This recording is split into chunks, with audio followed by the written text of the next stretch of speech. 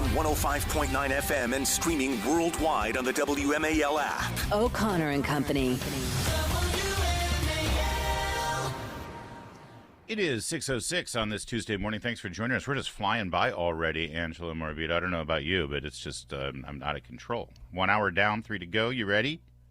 I'm ready. Time flies when you're having fun. Excellent. That's well said. Coming up in 30 minutes, Natalie Compton, Washington Post travel reporter, to give you a head start on the crush today. If you're driving somewhere, you're going to be dealing with rain. That always makes it nice. Also at 7:05, Asra Nomani will join us. 7:35, James Rosen, Newsmax. And at 8:05, Cassandra Happy.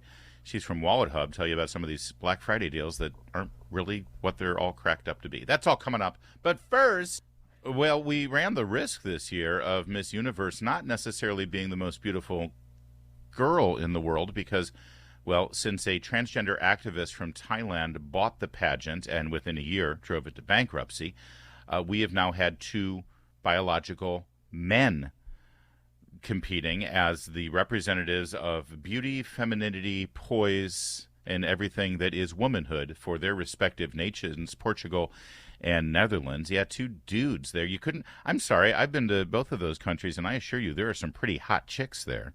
I can't believe that you could only find, a woman with male appendages to represent you.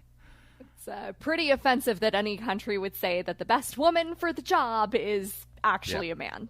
Well, when it comes to the universe, a woman prevailed. Miss Nicaragua. Here's what it sounded like when she won.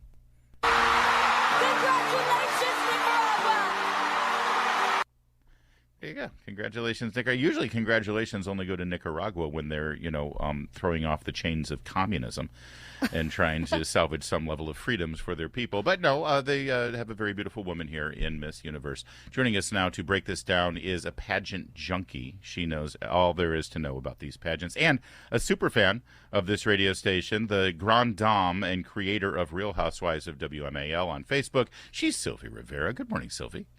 Good morning, Larry. Good morning, Angela. It's what made you? Great to you're be Puerto back Rican, here. so I mean, clearly you connect with your Hispanic roots, Silvie. So, what made you more excited, that a Latina won or that an actual woman won? Both. It was the first time that Nicaragua has ever won this pageant. The Latinas have really won a lot of these Miss Universe pageants. It's the 72nd annual Miss Universe pageant, so 72 years. 36% of the winners have been from Latin American or Caribbean countries. So that's a big percentage there. Something tells me you quote that you quote that stat quite a bit around the house, don't you? I do. But the quote that I do say the most, Larry, is that when Donald Trump was the owner of the pageant for 20 years, in the 20 years, 10 Latinas won the Miss Universe crown. Wow, so 50%.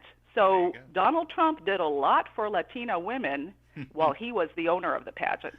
Nice.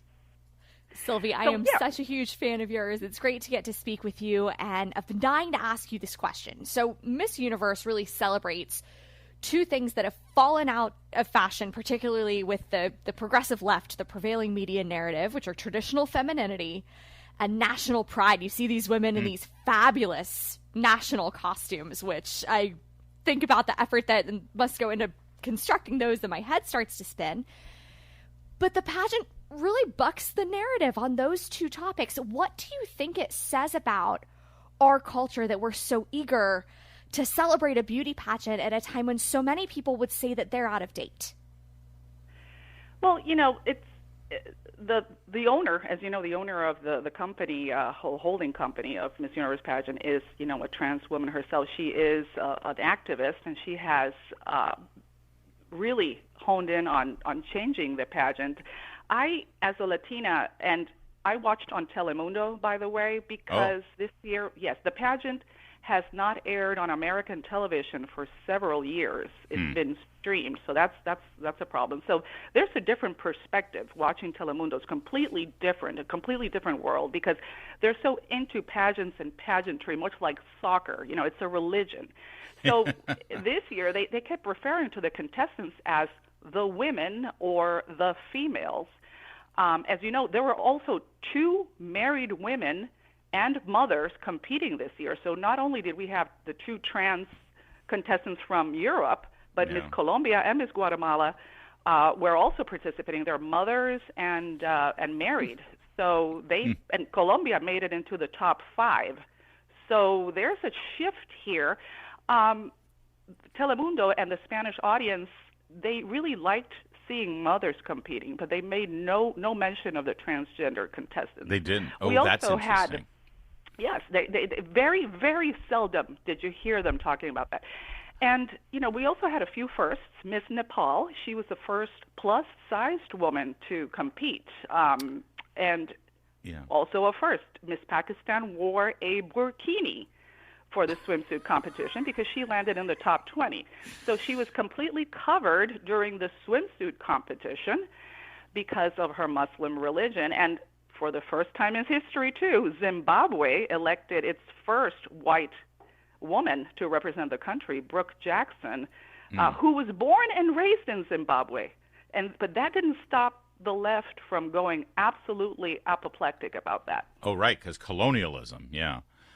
Silvie, I have to say you paused a little bit. You said, the new owner of the pageant has, and then there was a pause, and I thought you were going to say male genitalia. I appreciate you not doing that, but I think it should be pointed out that this is, a whole warped sort of new world for Miss Universe. On the whole, was it a good show? Did you enjoy it, or is it just because I'll be honest with you, Miss America is impossible to watch now. It is. It was a good show. Salvadoran authorities, it took place in El Salvador. The past contestants have been there for 2 weeks. They did an amazing job showcasing the event, a beautiful stage. The country, they showcased how President Bekele was there. He's great. I like that guy. And one thing we learned about him is that over the years, he's put incarcerated people to work in cleaning up the streets, painting the buildings, clearing the roadways, and making El Salvador a top tourist destination. And that had not been done before in El Salvador. So he's great. So I also learned, Larry, that next year, women of any age can compete in the Miss Universe pageant. So I'll say it now to the WMAL audience, Silvie in Waldorf is going all in, competing to Miss Universe next year, we hope. Yeah! That's very exciting news. So, you have our backing, 100% endorsement. Thank you so much. I knew you'd back me up with that one. Absolutely.